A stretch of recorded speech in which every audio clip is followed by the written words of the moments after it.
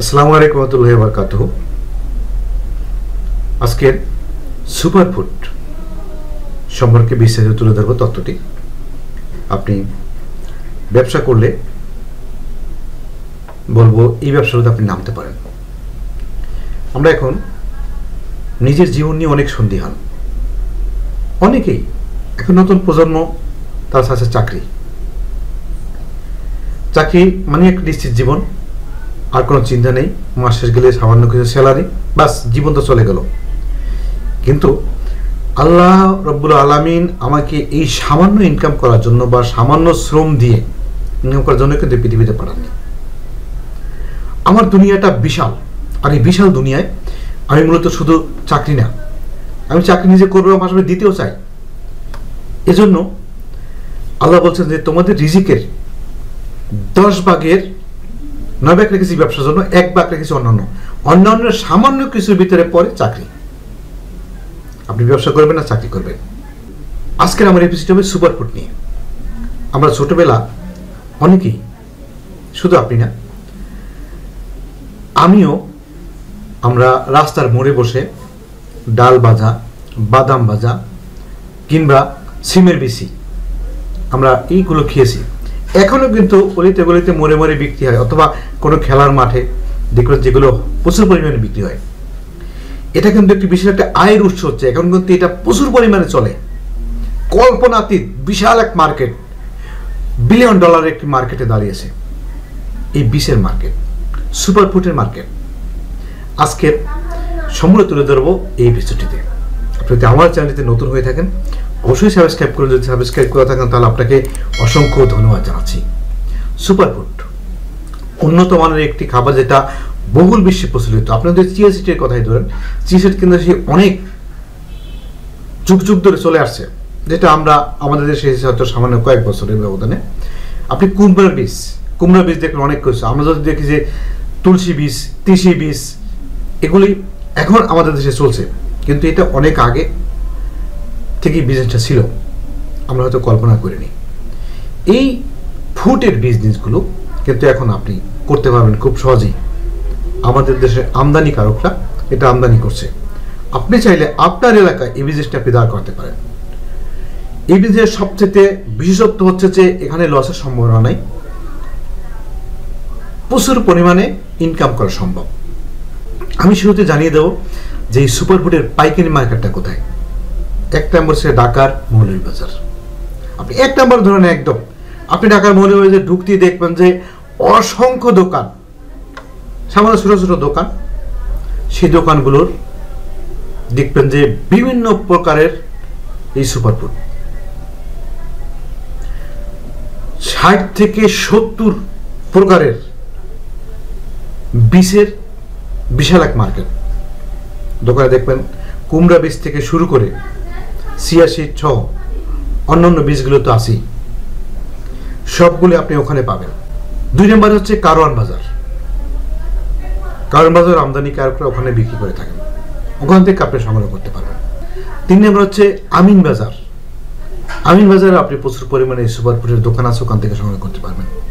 4 নম্বর হচ্ছে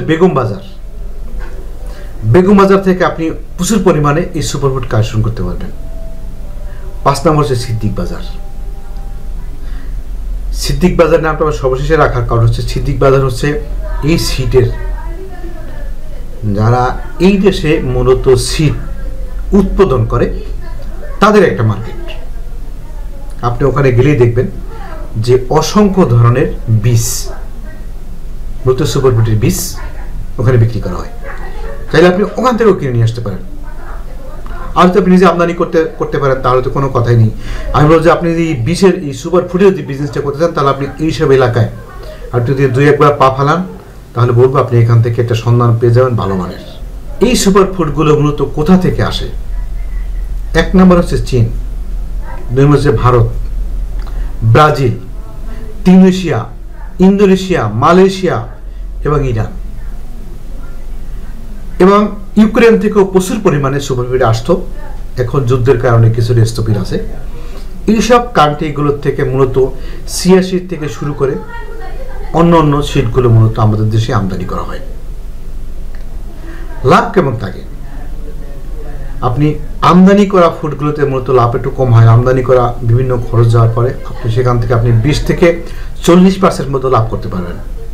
আমাদের যে দেশীয় ফুডগুলো, কুমড়ার বীজ থেকে শুরু করে বিভিন্ন ধরনের যে ডালের বীজগুলো, অন্যান্য বীজগুলোতে মূলত লাভ হয় 40 থেকে 60% পর্যন্ত লাভ হয়ে থাকে।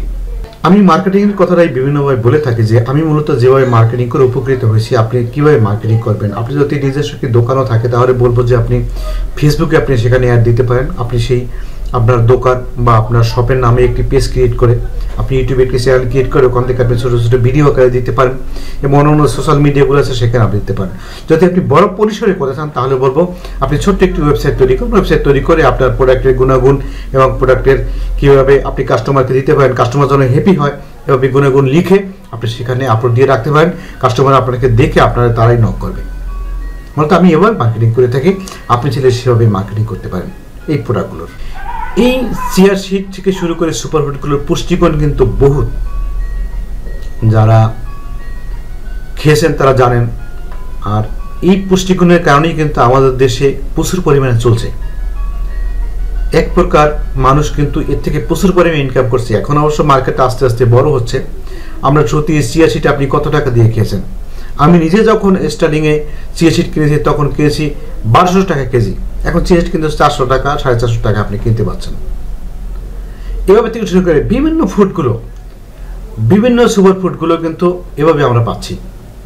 তাহলে বলবো যে তোকমা দানা থেকে শুরু করে আপনি তালমাখানা, তোকমা এবং কুমড়ার বিচি, তিলের বীজ থেকে শুরু করে যত ধরনের এই সুপার ফুডগুলো আছে সবগুলোই কিন্তু আপনি এভাবে মার্কেটিং করে বিক্রি করতে পারেন আপনার এলাকায়। ভালো মানের একটি আয়ের উৎস হতে পারে এই সুপারফুড। ভিউয়ার্স, ব্যবসা একটি হালাল রিজিক, আপনি ব্যবসা করুন। আমাদের নতুন গভর্নমেন্ট অবশ্যই উদ্যোক্তাদের জন্য তারা নতুন পদক্ষেপ নিচ্ছে, সেই পদক্ষেপে আপনি অংশীদারি হন। চাকরি একটি সোনার হরিণ, ব্যবসা একটি অপুরন্ত লাইফ, যে লাইফের স্বাধীনতা অত্যাধিক। অবশ্যই আপনি সেই স্বাধীনতা ভোগ করবেন, ব্যবসা করুন।